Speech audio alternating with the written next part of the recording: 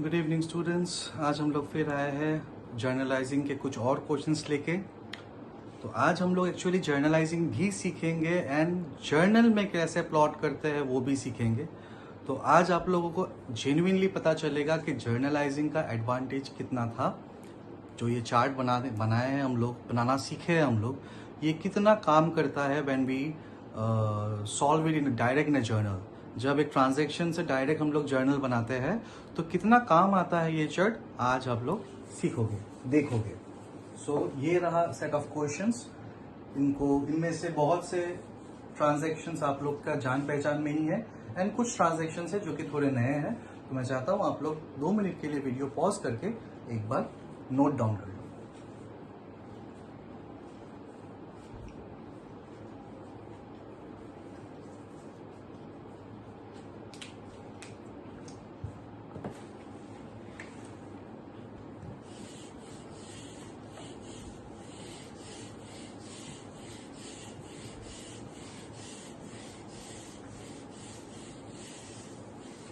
I hope आप लोगों ने नोट डाउन कर लिया होगा क्वेश्चंस को। आइए हम लोग सॉल्व करते हैं इसको। सबसे पहले तो जर्नलाइजिंग का सबसे पहला स्टेप एंड आज जो लोग वीडियो देख रहे हैं नए, तो उन लोगों से मेरा रिक्वेस्ट है कि आप लोग आगे का 2 वीडियो जरूर देखो, तो जाके ये थोड़ा ज्यादा अच्छा से क्लियर होगा। तो फर्स्ट क्वेश्चन जर्नलाइजिंग का स्टेप्स वाइज हम लोग का सबसे पहले था अकाउंट्स अफेक्टेड, फिर था क्लासिफिकेशन,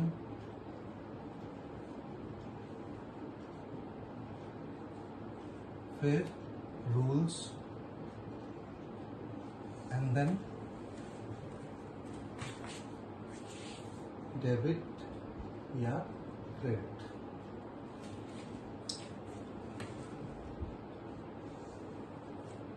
तो सबसे पहला ट्रांजैक्शन है स्टार्टेड बिजनेस विद कैश। तो बिजनेस स्टार्ट करने से आपका सबसे पहले इफेक्ट आता है, बिजनेस में पैसा आता है। अगर आप बिजनेस पॉइंट ऑफ व्यू से सोचोगे तो पैसा आएगा। एक हो गया कैश अकाउंट, दूसरा ये पैसा देने वाला है owner and whatever is contributed by the owner is known as capital. So 2 affected account होंगे, cash and capital account. Cash account classification में आता है एसेट एंड कैपिटल का खुद का ही एक क्लासिफिकेशन है, तो वो कैपिटल अकाउंट में आएगा। अब हम लोग जाएंगे रूल्स में। जब बिजनेस स्टार्ट किया जाता है तो बिजनेस में पैसा आता है, सो एसेट इंक्रीजेस एंड कैपिटल अब तक बिजनेस में नहीं था, अब इंट्रोड्यूस करने के बाद कैपिटल भी आया है बिजनेस में, so it also increases. Asset increase होने से डेबिट, कैपिटल इंक्रीज होने से credit as per the rule of modern approach. Number 2, purchase goods on credit from Raveen. तो अगर मैं परचेज करता हूं तो मैंने आपको बोला जब भी गुड्स का बात आए तो इधर वो सेल्स होगा या फिर वो परचेज होगा, डिपेंड करता है ट्रांजैक्शन पे। तो मैंने यहाँ पे परचेज किया तो अकाउंट का नाम होगा purchase account and since credit में परचेज किया तो पार्टी का नाम आएगा दैट इज रवीन। तो Raveen's account is the another account. Purchase आता है एक्सपेंस में, बिकॉज आप अगर सामान खरीदोगे तो आपका खर्चा होगा एंड रवीन को पैसा देना पड़ेगा अगर आप सामान बाकी में खरीदोगे उससे, तो we have to pay him. So until and unless we pay it is our liability. जब तक उसको पे नहीं करेंगे वो मेरा लाइबिलिटी अकाउंट में आएगा। अब रूल वाइज आते हैं, जब हम लोग सामान खरीदते हैं अपना खर्चा इंक्रीज होता है, बढ़ता है, तो वो इंक्रीज में आएगा। साथों साथ अपना लाइबिलिटी भी बढ़ता है बिकॉज हम लोग को पे करना पड़ेगा। सो एक्सपेंसेस इंक्रीज होने से डेबिट एंड लाइबिलिटी इंक्रीज होने से क्रेडिट। Number 3, paid carriage. जब भी पेड वर्ड आए या रिसीव्ड वर्ड आए, मैंने बोला था आप लोगों को, एक हो जाएगा कैश अकाउंट, बिकॉज हम लोग क्या पे करते हैं, कैश। एंड दूसरा किस लिए पे किया, because of carriage, so other account will B carriage account. Cash asset का कैटेगरी में आता है एंड कैरिएज मतलब भाड़ा, चाहे वो रिक्शा भाड़ा हुआ, चाहे वो ठेला भाड़ा हुआ, तो इट्स अ भाड़ा is an expense for the business, so classification आएगा एक्सपेंस अकाउंट। अगर आप लोग भाड़ा देते हो तो पैसा आपका जाएगा बिजनेस से, सो डिक्रीज होगा एसेट, और डिक्रीज होने से क्रेडिट। एंड अगर आप भाड़ा भर रहे हो तो आपका एक्सपेंसेस खर्चा बढ़ेगा, एंड खर्चा इंक्रीज होने से, बढ़ने से होगा डेबिट। यहां तक आप लोग का आई होप क्लियर है।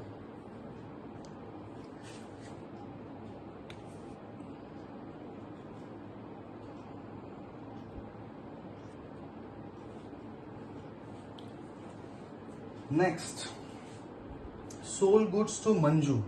अगर हम लोग मंजू को सेल करते हैं तो वापस से गुड्स का पॉइंट आ गया यहाँ पे, और जब भी गुड्स होता है हम लोग को देखना होता है परचेज या सेल।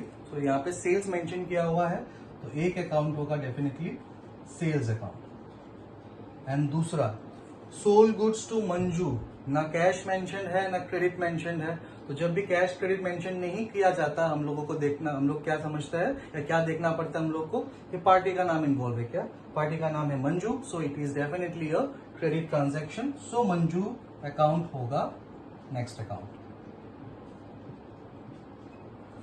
सेल करने से बिजनेस का इनकम होता है, इनकम इंक्रीज होता है, एंड इनकम इंक्रीज होने से रूल वाइज अपन को क्रेडिट करना पड़ेगा। एंड मंजू को सेल किया मैंने, मंजू को सेल किया मैंने, तो मंजू अगर पैसा देता था उस मंजू का नाम ही नहीं आता। मंजू का नाम इसीलिए आया है क्योंकि मैंने उसको क्रेडिट में सेल किया है, उससे मैं पैसा पाता हूं।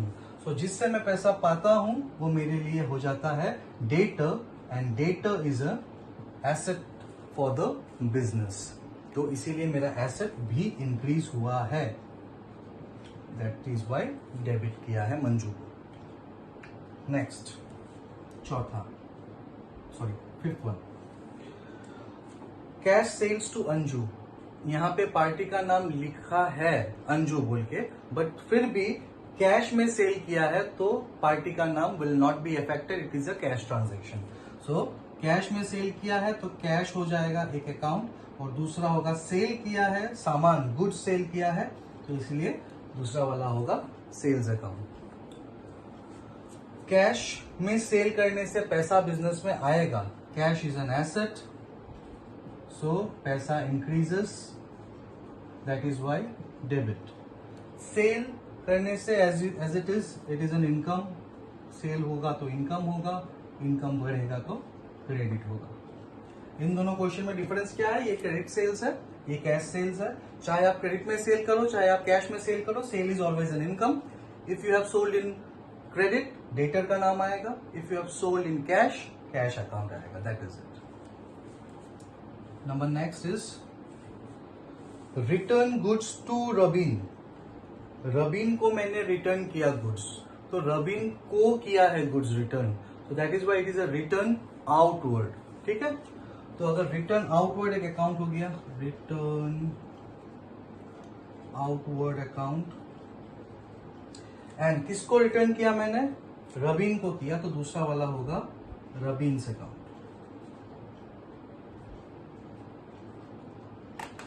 रिटर्न आउटवर्ड आपके लिए मैंने उस दिन बताया था, रिटर्न आउटवर्ड करने का मतलब होता है परचेज को रिटर्न करना।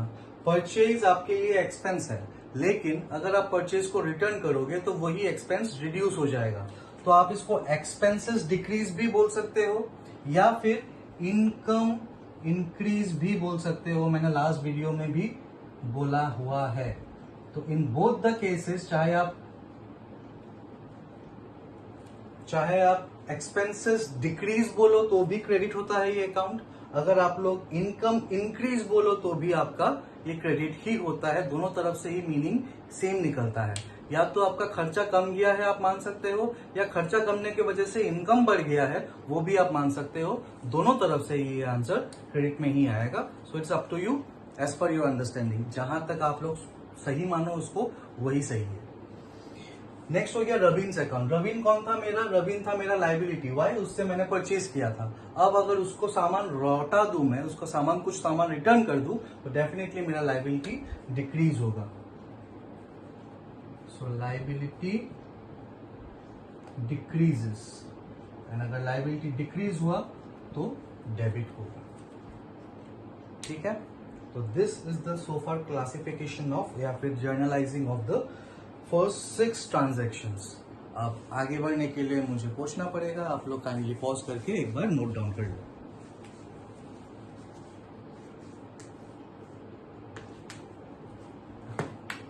कैसे आप लोगों ने नोट डाउन कर लिया होगा?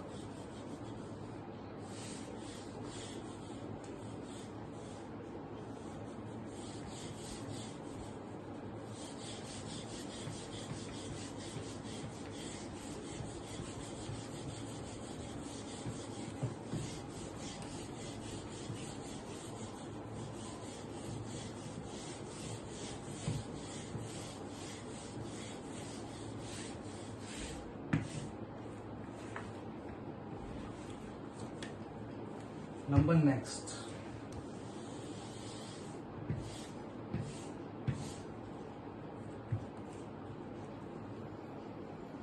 Number 7. Manju return goods. Manju ने रिटर्न किया गुड। मैं तो मंजू नहीं हूं, मंजू डेफिनेटली कोई और होगा। तो मंजू अगर रिटर्न किया है तो मेरे पास सामान रिटर्न होके आया है। सो एक हो जाएगा डेफिनेटली मंजू, और रिटर्न अगर होके मेरे पास आता है we call it returns inward, क्योंकि मेरे पास आ गया वापस घूम के, तो we call it return inward. ठीक है, तो एक हो गया मंजूज अकाउंट, दूसरा हो गया रिटर्न्स इनवर्ड अकाउंट। मंजू कौन था मेरा? मंजू क्यों रिटर्न किया मेरे को? बिकॉज वो मेरा डेटर था, उसको मैंने क्रेडिट में सामान सेल किया था, उसको पसंद नहीं आया, उसको समझ नहीं आया, वो वापस रिटर्न कर दिया हमको। तो वो अगर रिटर्न करता है तो मेरा डेटर कम जाएगा, and debtor is an asset. Manju मेरा डेटर, सॉरी मंजू मेरी डेटर थी और वो सामान रिटर्न कर रही है, तो वो डिक्रीज हो जाएगी, और अगर डिक्रीज होता है एसेट तो हम लोग इसको क्रेडिट करते हैं। रिटर्न्स इनवर्ड को हम लोग और भी नाम से बोलते हैं, दैट इज सेल रिटर्न। तो sale return, sale is an income, तो सेल रिटर्न क्या होगा? इधर आप उसको इनकम कम जाना बोल सकते हो या फिर एक्सपेंसेस बढ़ जाना बोल सकते हो। तो हम लोग इसको अगर एक्सपेंस माने तो वो एक्सपेंस मेरा इंक्रीज हो जाएगा, या फिर डेबिट होता है एक्सपेंस इंक्रीज होने से, या फिर अगर बोलो कि सर हम उसको सेल के साथ ही ट्रीट करेगा, तो सेल मेरा क्या इनकम में, सेल मेरा इनकम में आता था, तो रिटर्न इनवर्ड भी इनकम अकाउंट रख दो। इनकम क्या हो जाएगा? रिटर्न होने से इनकम डिक्रीज हो जाएगा, इन इनकम डिक्रीज होने से भी क्या होता है? डेबिट ही होता है। सो आप लोग कोई सा भी पर्सपेक्टिव रख सकते हो इसको समझने के लिए, दोनों ही करेक्ट है। Next number 8, introduced further capital.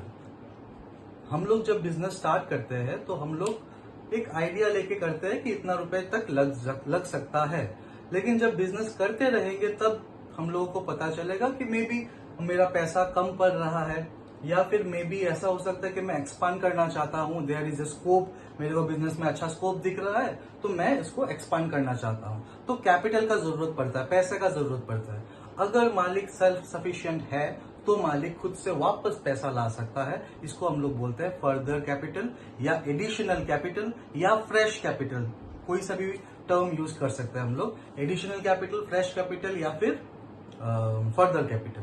तो यहाँ पे बताया गया है फर्दर कैपिटल इंट्रोड्यूस किया गया है 3000 रुपीज। तो कैपिटल इंट्रोड्यूस करने से वही चीज होगा जो पहली बार स्टार्ट करने से होता है, दैट इज बिजनेस में पैसा आएगा, that is cash account, and capital contribute करने वाला इंसान को हम लोग कैपिटल अकाउंट ही लिखते हैं, बिकॉज उस इंसान का नाम नहीं लिख सकते अपना बिजनेस में, वो खुद का नाम कभी नहीं लिखेगा, तो उसकी जगह हम लोग लिखते हैं कैपिटल अकाउंट। पहले का कुछ वीडियोस में मैंने मेंशन किया था। कैश एसेट अकाउंट है and capital as usual capital account ही है। बिजनेस में कैश इंक्रीज होगा, सो इंक्रीज होने से डेबिट, एंड कैपिटल भी इंक्रीज होगा, इसीलिए क्रेडिट। नेक्स्ट, अब जो बाकी है वो सब टोटली नया चीज है, तो थोड़ा सा ध्यान दीजिएगा। Distributed goods as charity. Charity करता है बिजनेस कभी कभार, बिजनेस का सोशल रेस्पॉन्सिबिलिटी में आ जाता है कि बिजनेस कभी चैरिटी करता है। अभी चैरिटी क्या होता है सर, किसी को अगर नहीं पता हो, जैसे फॉर एग्जाम्पल मेरे दुकान के पास में एक मंदिर है, तो उस मंदिर में कुछ उत्सव, कुछ फंक्शन है तो मंदिर का कमेटी मेरे पास आके बोला कि भैया आपको कुछ डोनेशन देना है तो आप डोनेशन दे सकते हो। तो मैंने बोला कि मैं डोनेशन नहीं देना चाहता, मेरा मिठाई का दुकान है, मैं आपको वहां पे जो भक्त लोग आएंगे उन लोगों के नाम पे मैं 10 किलो बूंदिया देना चाहता हूँ। या फिर अगर मेरा चावल दाल का है बिजनेस तो मैं खिचड़ी खिलाना चाहूंगा, तो मैं आप लोगों को चावल एंड जो भी सामग्री लगता है खिचड़ी के लिए वो मेरे दुकान से जाएगी। So that is known as charity. तो यहाँ पे वही बोला है कि distributed goods as charity, charity के नाम पे मैंने सामान दे दिया। तो जब भी चैरिटी का वर्ड आ जाता है बात, तभी हम लोग का क्या होगा, पैसा हम लोग को नहीं मिलेगा। बिकॉज आप अगर पैसा लेके कर सामान देते हो तो वो चैरिटी क्या चीज का, वो बन जाएगा सेल। तो हम लोग सेल नहीं किया, हम लोग चैरिटी किया है। बट चाहे आप सेल करो ना करो, चाहे आप चैरिटी करो ना करो, आपका गुड्स में तो इफेक्ट हुआ ही है। तो सोचने वाला बात यह है कि सर आपने बताया था कि गुड्स होने से या परचेज अकाउंट होगा या सेल अकाउंट होगा। अब इसको तो हम लोग सेल नहीं बोल सकते हैं, बिकॉज अगर हम लोग सेल बोलते हैं तो ये चैरिटी नहीं होगा। तो हम लोग इसको सेल नहीं बोलेंगे तो क्या बोलेंगे, गुड्स तो इफेक्टेड है सर, तो इसको हम लोग बोलेंगे परचेज अकाउंट में डालेंगे। वाई सर, सोचने वाला बात। हम लोग 1 लाख रुपए सामान खरीद के लाए थे सेल करने के लिए, ऑब्वियसली 1 लाख रुपए का गुड्स हम लोगों ने परचेज किया था। तो तब हम लोगों ने परचेज अकाउंट डेबिट लिखा था, मतलब परचेज एक्सपेंस में डाला था 1 लाख रुपए कि बिजनेस का खर्चा में कितना आया था, 1 लाख रुपए। समझिएगा बात को, परचेज अकाउंट में हम लोगों ने 1 लाख रुपए लिखा था। परचेज अकाउंट को एक्सपेंस मानते हैं हम लोग, तो एक्सपेंसेस में हम लोगों ने 1 लाख रुपए लिखा था। अब अगर मैं उसमें से 10,000 का सामान चैरिटी में दे देता हूं तो वो मेरे को हिसाब में रखना पड़ेगा। नो डाउट इसमें मेरे को कोई फायदा नहीं हो रहा है, बट अगर मेरे को नुकसान भी हो रहा है तो वो नुकसान के नाम पे ही हमको लिखना तो पड़ेगा। अदरवाइज आज से 6 महीना 7 महीना बाद जब मैं हिसाब करूंगा तब मैं बोलूंगा कि मेरे 10,000 रुपए का सामान कहाँ गया। 10,000 रुपए तो सेल में नहीं है, 10,000 रुपए दुकान में भी नहीं है, सेल में भी नहीं दिखा रहा है, दुकान में भी नहीं दिखा रहा है, तो गया कहाँ। तो इसको रिकॉर्ड करना बहुत जरूरी है, नहीं तो बाद में मिस अप्रोप्रिएशन होगा। तो इसीलिए हम लोगों को इसको रिकॉर्ड करना है। क्या चीज का रिकॉर्ड करेंगे, सीन्स हम लोगों ने देखो एक्सपेंस किसको बोलते थे, expense are the cost of earning revenues. जब हम लोग रेवेन्यू करना चाहते हैं उससे पहले अपने को एक्सपेंस करना पड़ेगा। बट यहाँ पे वो एक्सपेंस रेवेन्यू अर्न करने के लिए हुआ ही नहीं। 1 लाख में से 90,000 रेवेन्यू अर्न करने के लिए यूज करेगा, बट वो 10,000 तो हम लोग रेवेन्यू अर्न नहीं कर सकता, क्योंकि उसको हम लोग बेच ही नहीं सकता, उसको हम लोग चैरिटी कर दिया। सो इसमें हम लोग इसको एक्सपेंस कैटेगरी में डाल के एक्सपेंस को डिक्रीज करना दिखाएंगे। एक्सपेंस डिक्रीजेस सो क्रेडिट। अभी भी क्लियर नहीं हुआ मेरे को पता है, अब कैसे क्लियर करा जाए देखते हैं, कोशिश करते हैं।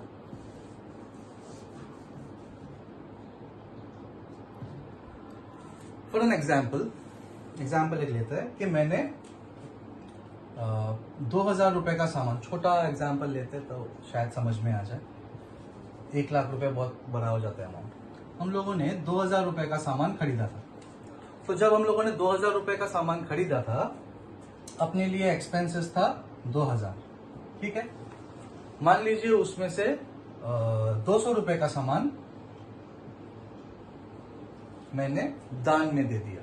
तो 200 रुपए का सामान अगर मैं दान में दे देता हूं किसी को, तो मेरे पास बचता है 1,800 रुपए का सामान।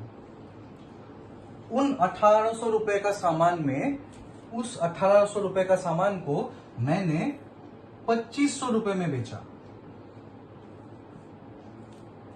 तो अपने को प्रॉफिट हुआ कितना, 700 रुपीज। मैंने इसको सेल किया है 2,500 रुपए में, सो मेरे को प्रॉफिट हुआ 700 रुपए।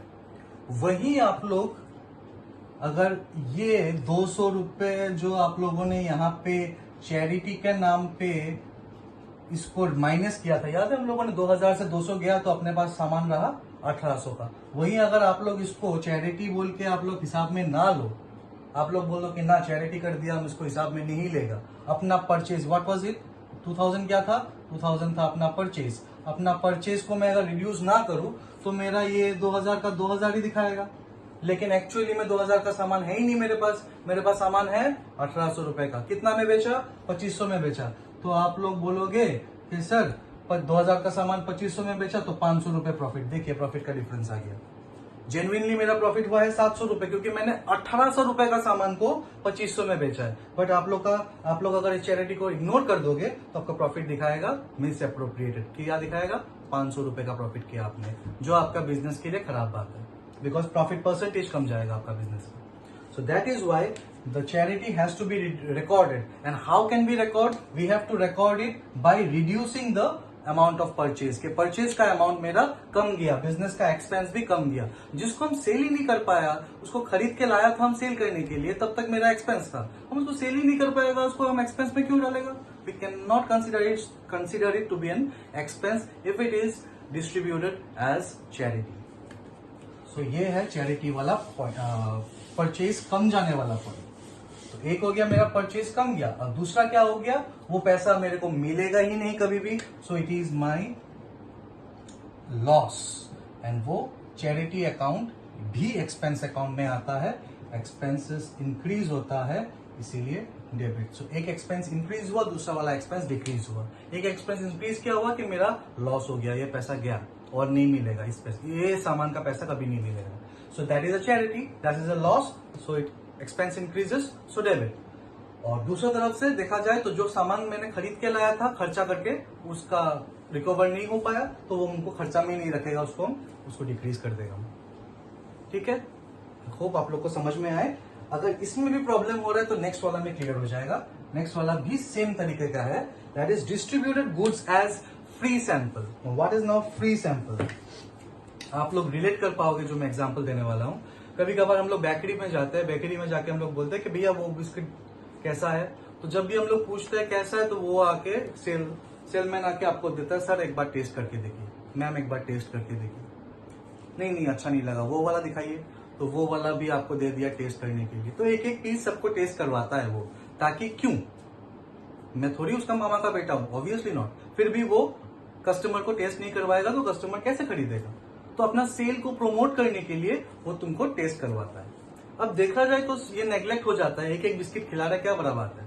अब तुम सोचो, आप लोग सोचो कि अगर ऐसा दिन में मेरा 100 कस्टमर आए, भगवान करे इतना सेल हो मेरा, 100 कस्टमर दिन में आए, तो हर एक कस्टमर को अगर मैं एक पीस बिस्किट भी खिलाता हूं तो that is approximately around 2 kilo, around approximately, ज्यादा ही होगा बट मैं पकड़ लेता हूं 2 किलो। अगर मेरे 1 किलो बिस्किट का दाम 100 रुपए है तो 2 किलो बिस्किट का कितना हो गया? 200 रुपए। तो 200 रुपए एक दिन में मेरा वेस्ट। पर डे 200 रुपए का अगर मैं कस्टमर को खिलाते रहूं तो महीना भर में अगर मैं 25 दिन भी काम करता हूं तो मेरा 5000 रुपए वेस्ट हो जाता है। 5000 रुपए का सामान मैं फ्री में खिला देता हूं एज सैंपल, टेस्ट करके देखिए। Why do we do this? हम लोग को भी पता है कि इसमें लॉस है अपना। क्यों करता है? हम लोग करता है अपना सेल को प्रमोशन करने के लिए, जिसको कहा जाता है एडवर्टाइजमेंट। इसको कहा जाता है एडवर्टाइजमेंट। आप लोग देखते हो कि कहीं कहीं पे आप जा रहे हो, बाइक में, साइकिल में, रिक्शा में, टमटम में, गाड़ी में, तो आपको लीफलेट्स बांटते रहता है। उस बंदे जो लीफलेट बांट रहा है बंदा, उसको भी पता है कि लीफलेट उससे लेके मैं 2 कदम जाके मैं फेंक दूंगा उसको, फिर भी वो बांटे जा रहा है। उसमें खर्चा तो लगता है। क्यों करता है वो? ये एक बार भी कोई नजर में डालेगा, देखेगा एक बार, तो अगर देखेगा उसका नाम उसका दिमाग में रहेगा, it will be as an option. वो जाए ना जाए, एक बार उसको नॉक कर लिया मैंने। सो ये जानबूझ के लोग क्यों करता है? फिकाने के लिए, रास्ता में गिराने के लिए क्यों करता है? Just for the sake of advertisement. तो वो खर्चा होता है, बट वो बाद में उसका फल मिलता है, उसका रिजल्ट अपने आपको देखने को मिलता है। तो that is known as advertisement. तो फ्री सैंपल में देना मतलब एडवर्टाइजमेंट अकाउंट आ जाता है। It is an expense for the business. It is an expense for the business. Expenses increases, debit. अगर आप एडवर्टाइजमेंट के लिए किसी को पैसा दे रहे हो कि मैंने एक बंदे को हायर किया है, वो कस्टमर्स को टानते रहते हैं, भैया आइए देखिए इतना अच्छा है, भैया आइए देखिए इतना अच्छा है, उसको अगर मैंने अपना साइन बोर्ड गले में लटका के घूमता है और उसको मैं महीना महीना 2000 देता हूं, तो वो हो गया एडवर्टाइजमेंट पेड, वो पेड एडवर्टाइजमेंट है। तो तब होता एडवर्टाइजमेंट अकाउंट एंड दूसरा कैश अकाउंट, क्योंकि उसको मुझे पैसा देना है। पर यहाँ पे जो हम लोग एग्जाम्पल लिए है भाई, यहाँ पे जो ट्रांजेक्शन है वहां पे मैंने पैसा नहीं दिया उसको, मैं आदमी को क्या कर रहा हूँ, सैंपल में खिला रहा हूँ फ्री ऑफ कॉस्ट। तो मेरा इफेक्ट क्या हो रहा है, मेरा सामान जा रहा है बिजनेस से। So that is why again purchase account will be, goods will be affected and ultimately purchase account is affected. तो जिस आदमी को मैंने एक बिस्किट दिया उसको नहीं बोल सकता भैया 5 रुपए दीजिए, ऑब्वियसली नॉट। मैं नहीं बोल सकता हूँ कि भैया आपने एक बिस्किट खाया था 5 रुपए दीजिए। तो वो जो पैसा मेरे को नहीं मिला वो भी तो गया, चैरिटी के नाम में ही गया वो भी ना।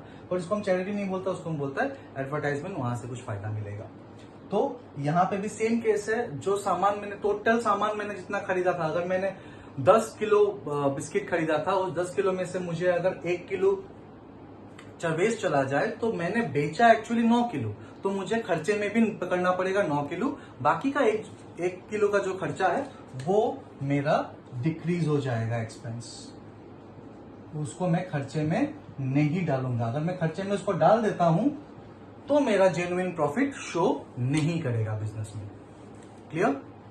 So this is purchase account, expense decreases, credit. तो ये दोनों सेम कैटेगरी में आता है, खाली एक हो गया चैरिटी, दूसरा हो गया एडवर्टाइजमेंट। आई होप आप लोग को समझ में आया हो। Next number 11, income tax paid from business cash. अब एक इंसान, एक ओनर बिजनेस क्यों करता है? बिकॉज उसको प्रॉफिट चाहिए होता है। What is a profit? A profit is a reward, a profit is a reward given to the owner for the risk taken by him. अब एक आदमी 5 लाख रुपए देके बिजनेस स्टार्ट करता है, उसको भी अच्छा से पता है कि ये 5 लाख रुपए वो बैंक में रखेगा तो बैंक से उसको एक फिक्स्ड इनकम आते रहेगा एज एन इंटरेस्ट। वो आराम से घर बैठे बैठे पैसा कमा सकता है, घर में लेटे लेटे पैसा कमा सकता है। उसको दुकान खोलने के दिन भर किटकिट करने का जरूरत नहीं कस्टमर के साथ। बट वो फिर भी बिजनेस करना चाहता है, रिस्क लेता है। उसको पता है कि बिजनेस करने से इनकम आ भी सकता है, नहीं भी, लॉस भी हो सकता है, नो वन नोस। फिर भी वो रिस्क लेता है। क्यों? क्योंकि उसको उस इंटरेस्ट से ज्यादा पैसा चाहिए जो कि बैंक में रखने से मिलता। तो ये जो रिस्क ले रहा है वो, उसके बदले उसको पैसा देना है, उसको कुछ एक मिलता है। क्या मिलता है उसको? Profit. So profit does not belong to the business, profit belongs to the owner. याद रखिएगा, प्रॉफिट बिजनेस करके मालिक को देता है, प्रॉफिट मालिक का है, प्रॉफिट में बिजनेस का कोई क्लेम नहीं है। ठीक है? सो प्रॉफिट बिजनेस का है। अब ये जो प्रॉफिट है उसके ऊपर नजर किसका है? उसके ऊपर नजर है सरकार का। तो गवर्नमेंट क्या करता है? उस इनकम के ऊपर टैक्स लेता है बिजनेसमैन से। अब क्वेश्चन ये है कि प्रॉफिट किसका? प्रॉफिट मालिक का। तो टैक्स भी किसका होना चाहिए? मालिक का होना चाहिए। मालिक का टैक्स, इनकम, प्रॉफिट मिलेगा मालिक को एंड टैक्स पे करेगा बिजनेस। ये तो भाई ऐसा बात हो गया कि आपका बाइक आप चलाते हो, तेल मैं भराता हूं। मैं क्यों तेल भरूं भाई? तुम्हारा बाइक है, तुम भरो, तुम चलाते हो, तुम भरो। तो सिमिलरली इनकम अगर ओनर का है तो इनकम के ऊपर टैक्स भी ओनर ही पे करेगा। तो अगर ओनर पे करता है तो वो बिजनेस का कोई लेन देन में आएगा ही नहीं। बिजनेस का ओनर का बात ओनर जानता है, ओनर का पैसा ओनर समझता है। लेकिन जब यही चीज बिजनेस का पॉकेट से चला जाए तो बिजनेस उसको रिकॉर्ड करता है कि भाई खर्चा तो भाई तुम्हारा है, लेकिन पैसा दिया मैंने, तो मैं तो रिकॉर्ड करूंगा क्योंकि ये मेरे को तुमसे लेना है। तो यहाँ पे वही हुआ है, income tax is paid from the business cash. तो कैश में पे किया गया है तो कैश इफेक्टेड होगा, एक होगा कैश। एंड दूसरा, सिंस चाहे वो इनकम टैक्स हो चाहे वो कुछ भी हो, सिंस ये मालिक का पर्सनल खर्चा है तो हम लोग इसको लिखेंगे ड्रॉइंग्स। हम लोग इनकम टैक्स अकाउंट नहीं लिखेंगे। व्हाई? बिकॉज इनकम टैक्स से अपने को लेना देना है ही नहीं, बिजनेस को लेना देना है ही नहीं। बिकॉज बिजनेस जानता है कि मालिक पैसा उठाया है, हाँ वो अपना इनकम टैक्स के लिए उठाया हो, वो अपना पर्सनल कुछ भी काम के लिए पैसा बिजनेस से उठाया हो, that is not my lookout. But तो फिर सर यहाँ पे क्यों दिया रहता है इनकम टैक्स? यहाँ पे लिख दो डायरेक्टली ड्रॉइंग्स। इनकम टैक्स इसीलिए दिया गया है ताकि आप समझ पाओ कि ये ड्रॉइंग्स है। ठीक है? तो वो उसका पर्सनल खर्चा, उसका पर्सनल कुछ भी खर्चा हो वो अपने को नहीं लिखना है। अपने को लिखना है खाली क्या, ड्रॉइंग्स की। कौन उठाया, मालिक उठाया। मालिक पैसा देता है तो वो कैपिटल है, मालिक पैसा उठाता है तो वो ड्रॉइंग्स है। किस लिए उठा रहा है, किस लिए क्या कर रहा है, that is not my lookout. So income tax उसका पर्सनल खर्चा, बिजनेस से दे रहा है तो it is drawings. Cash assets account में आएगा। पे कर रहा है बिजनेस तो एसेट्स डिक्रीज होगा, तो एसेट डिक्रीज होने से credit. And drawings capital account में ही आता है, मैंने लास्ट वीडियो में बताया था। लेकिन यहाँ पे कैपिटल क्या होगा, कैपिटल यहाँ पे डिक्रीज होगा, इंक्रीज नहीं होगा। कैपिटल डिक्रीज होने से डेबिट होता है। ठीक है, तो ये था क्लासिफिकेशन ऑफ ऑल। आप लोग एक बार फिर से पॉज करके नोट डाउन कर लो।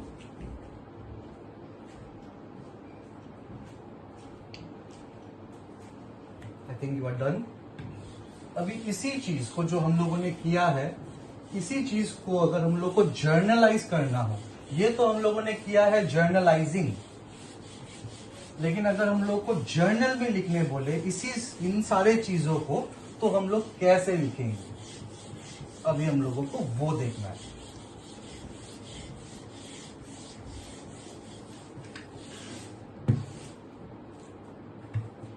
तो जर्नल का फॉर्मेट है, मैं एक आप लोगों को जस्ट एक ग्लिम्स दे रहा हूं, एक आइडिया दे रहा हूं। आप लोग समझ जाओगे कि जर्नल सीखने के लिए, जर्नल कैसे बनाते हैं उसको जानने के लिए जर्नलाइजिंग जानना बहुत ही ज्यादा जरूरी है।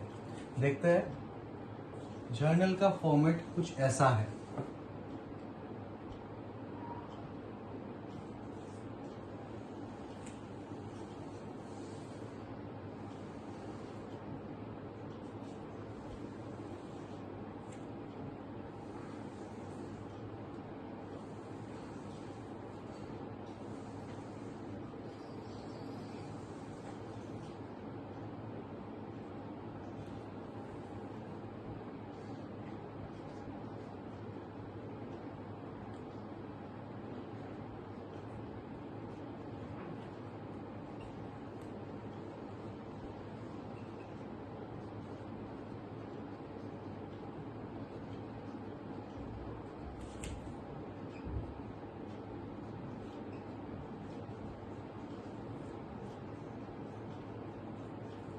तो ये है जर्नल का फॉर्मेट। यहाँ पे हम लोग डेट लिखते हैं, जिस डेट को ट्रांजैक्शन हुआ है। यहाँ पे हम लोग लिखते हैं कि कौन सा अकाउंट डेबिट होगा एंड कौन सा अकाउंट क्रेडिट होगा। ये हो गया LF। LF का मतलब होता है लेजर, LEDGER, लेजर फोलियो। अब आप लोग बोलोगे सर लेजर फोलियो क्या होता है, तो उसके लिए मुझे लेजर समझाना पड़ेगा पहले क्या होता है, तब जाके मैं लेजर फोलियो के बारे में समझा पाऊंगा। फिलहाल के लिए आगे के वीडियोस में हम लोग लेजर के बारे में जब सीखेंगे तब मैं इसके बारे में आप लोग से डिस्कस कर लूंगा। फिलहाल के लिए ये एक ब्लैंक स्पॉट ही रहेगा। नॉर्मली हम लोग यहाँ पे कुछ लिखते नहीं है, नॉर्मली हम लोग को ऐसा कुछ मिलता नहीं इन्फॉर्मेशन कि यहाँ पे प्लॉट कर पाए। तो फिलहाल ये फॉर्मेट का ही एक पार्ट है, तो आप लोग को ये यूज करो ना करो बनाना पड़ेगा। This is for debit amount and this is for credit amount. दो अमाउंट होता है, दो अकाउंट है तो दो अमाउंट होंगे। दोनों अमाउंट को, जिसका डेबिट है उसको डेबिट अमाउंट में लिखना है, जो क्रेडिट है उसको क्रेडिट अमाउंट में लिखना है। तो this is the format of journal. अब हम लोगों ने जो ये सम सॉल्व किया उसका पहला पॉइंट था स्टार्टेड बिजनेस विद कैश। तो आप लोगों ने लिखा है कैश डेबिट हुआ है एंड कैपिटल क्रेडिट हुआ है। बीच का चीज मैं वापस नहीं बोलूंगा, आप लोग खुद ही देख लो कैश क्यों डेबिट हुआ है एंड कैपिटल क्यों क्रेडिट हुआ था। अब इसको लिखते कैसे, तो ये बुक कीपिंग है।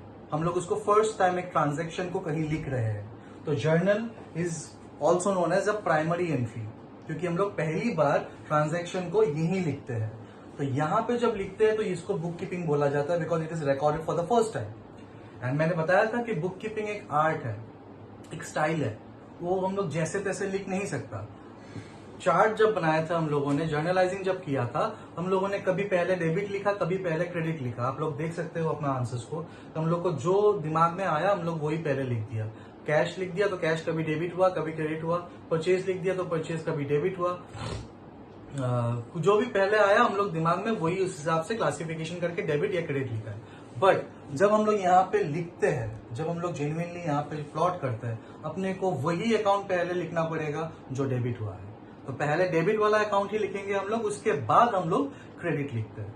तो पहला हो गया डेट, इस क्वेश्चन में हम लोग को कोई डेट नहीं मिला था, तो हम लोग नहीं जानते लिख देंगे। नहीं जानते means question mark, I don't know the date.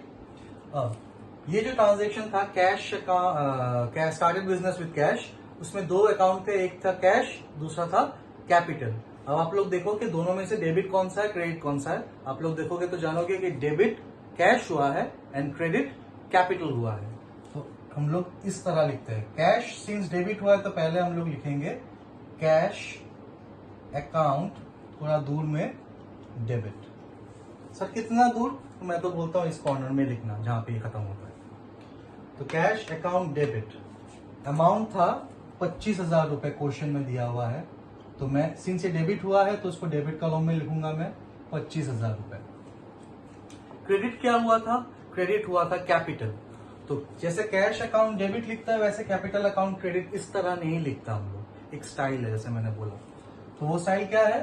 Credit लिखने के लिए आपको, जैसे हम लोग पैराग्राफ चेंज करते हैं तो थोड़ा स्पेस छोड़ते हैं पैराग्राफ चेंज करने के टाइम, उतना ही स्पेस छोड़ के टू लिखते हैं। What is this to sir? This to denotes credit. ये टू देख के अपने को पता चलता है कि ये अकाउंट क्रेडिट होने वाला है या ये अकाउंट क्रेडिट हुआ है। तो क्रेडिट हो रहा था क्या अकाउंट? कैपिटल अकाउंट, तो टू कैपिटल अकाउंट। मैंने बताया था आपको journal is the language of book keeping या बिजनेस। बिजनेस का या बुक कीपिंग का लैंग्वेज है, भाषा है। अगर मेरे को कोई आके बोले कि sir cash account debit to capital, तो मैं समझ जाऊंगा कि बिजनेस स्टार्ट हुआ है विद कैश। तो इट इज अ लैंग्वेज, तो इसलिए इसका एक स्टाइल है। इसको आप लोग कुछ नहीं कर सकते, आपको इसी तरह इसको लिखना पड़ेगा। सर थोड़ा मॉडिफिकेशन कर ले, थोड़ा ऐसे ऐसा होने से होगा, नो, आपको ऐसे ही लिखना पड़ेगा इसको। सो कैपिटल क्रेडिट हुआ है, इसीलिए हम लोग क्रेडिट अमाउंट में लिखेंगे 25,000 रुपए।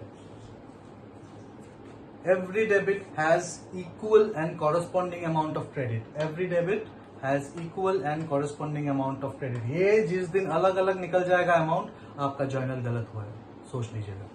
तो ये दोनों हमेशा इक्वली होता है।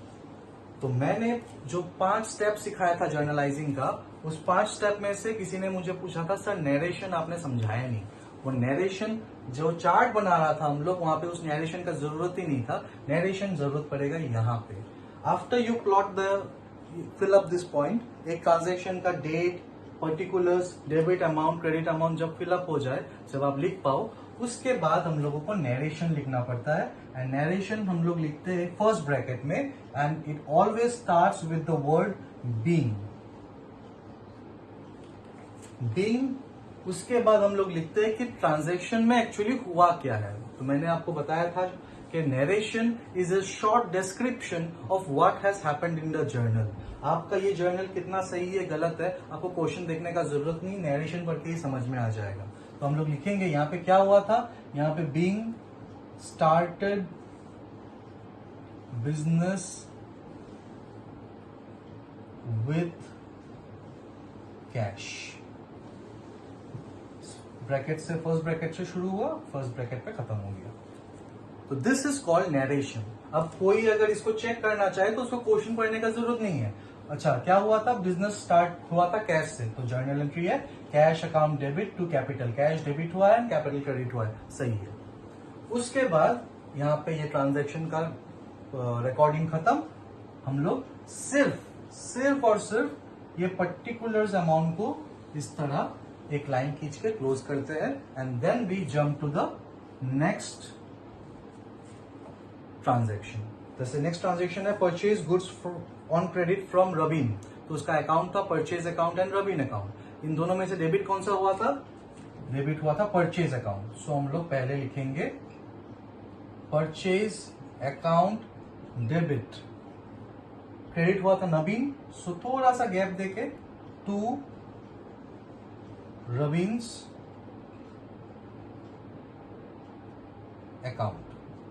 कितना रुपया, 2,000 रुपए। तो 2,000 रुपए डेबिट में भी आएगा, 2,000 रुपए क्रेडिट में भी आएगा। नरेशन लिखेंगे बीइंग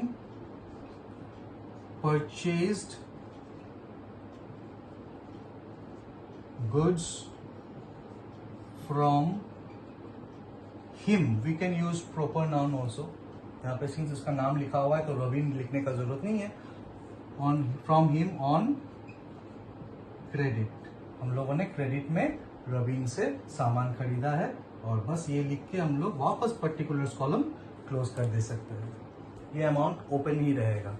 तो इस तरह आप लोगों को पूरा जितना भी ट्रांजेक्शंस था उतना फील करना है। तो आप लोग आज समझो कि अगर मैं पहला क्लास में ही आप लोगों को ये सिखाता कि ये इसको इस तरह लिखना है, कैश अकाउंट डेबिट होगा, कैपिटल अकाउंट क्रेडिट होगा, तो ये कौन सा डेबिट होगा कौन सा क्रेडिट होगा जानना बहुत जरूरी है। अगर आप लोग पूरा सिस्टमेटिकली करो लेकिन इसके जगह ये लिख दो, इसके जगह ये लिख दो, तब तो पूरा मेहनत पानी में। तो दैट इज वाई चार्ट का प्रैक्टिस करना इंपॉर्टेंट है। अभी आप लोग 2-3 दिन प्रैक्टिस करने के बाद जब आप लोग यूज टू हो जाओगे, फिर आप लोग के लिए ये जर्नल बनाना बहुत इजी बन जाएगा। But don't make it a habit, ताकि ऐसा ना हो कि जर्नल बनाने से पहले आपको चार्ट बनाना ही पड़े। ये हैबिट होना भी गलत है, इसलिए मैं आज ही जर्नल शुरू कर दिया हूँ। नेक्स्ट वीडियो में मैं सीधा जर्नल बनाऊंगा विदाउट थिंकिंग अबाउट और विदाउट मेकिंग द चार्ट। बिना चार्ट बनाए हम लोगों को जर्नल बनाना सीखना पड़ेगा अब से। तो उसके लिए जस्ट जो चार्ट में जो जो चीज सोच के हम लोग लिखते थे वो चीज हम लोग को सिर्फ सोचना है, लिखना है क्या, कौन सा अकाउंट डेबिट होगा कौन सा अकाउंट क्रेडिट होगा। अपने को सिर्फ पहला एंड चार्ट का पहला कॉलम एंड लास्ट कॉलम ही चाहिए। बीच का जो 2 कॉलम है क्लासिफिकेशन एंड रीजंस और रूल्स, वो अपने को दिमाग में सोचना है। That is it. बाकी सारा हम लोग यहाँ पे लिख सकते हैं। ठीक है, तो होप आप लोगों को आज का वीडियो समझ में आया हो, क्लास करके अच्छा लगा हो। अगर अच्छा लगा है तो भी कमेंट कीजिए, अगर अच्छा नहीं लगा है, कुछ दिक्कत हुआ है तो भी कमेंट कीजिए। ठीक है, क्योंकि हम लोग यहाँ पे सिर्फ बोलते हैं, हम लोग को फीडबैक कमेंट में ही चाहिए होता है कि समझ में आया कि नहीं। दैट इज वाई आप लोग काइंडली वीडियो को पेशेंस से देखिए, और कुछ इम्प्रूवमेंट्स चाहिए तो प्लीज हमेशा हम लोग रेडी है आप लोगों का फीडबैक लेने के लिए।